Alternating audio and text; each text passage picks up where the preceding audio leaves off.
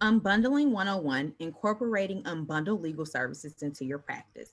Identifying the appropriate candidates. I'm Elise, and I'm joined by my colleagues, Roya and Darren.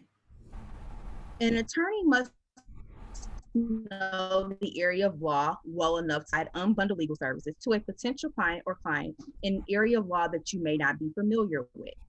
Unbundling legal services may not be appropriate for all legal consumers.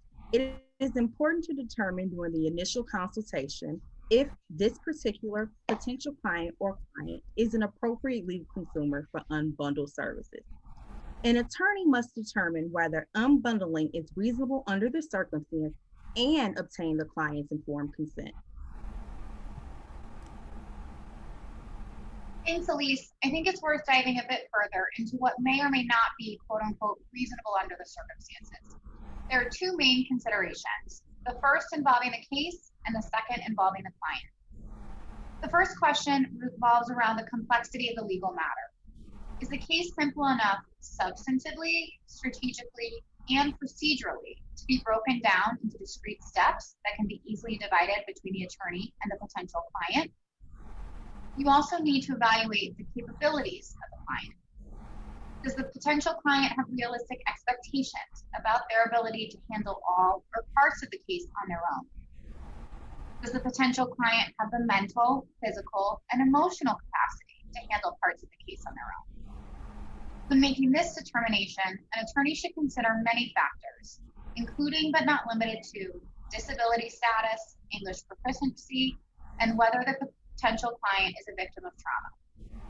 For instance, in my practice area, I often work with victims of domestic violence.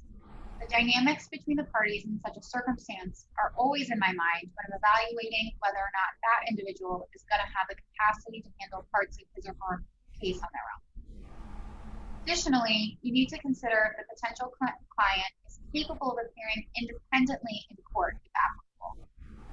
Does the potential client have the ability to follow instructions? And does the potential client have access to the technology needed to comply with e-filing and other court requirements, and do they know how to use it? If the answer to any of the above questions is no, the attorney should consider carefully whether limiting the scope of representation would be reasonable.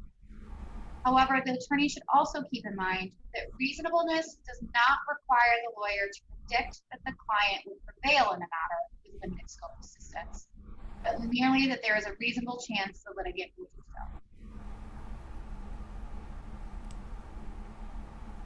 so. Obtaining informed consent. The attorney must explain the difference between limited scope and full scope representation during the initial consultation. This is a very important step because it is extremely important that the client knows exactly what you're going to be doing for them and exactly what they're going to be paying for and what they're not paying for and what you're not doing.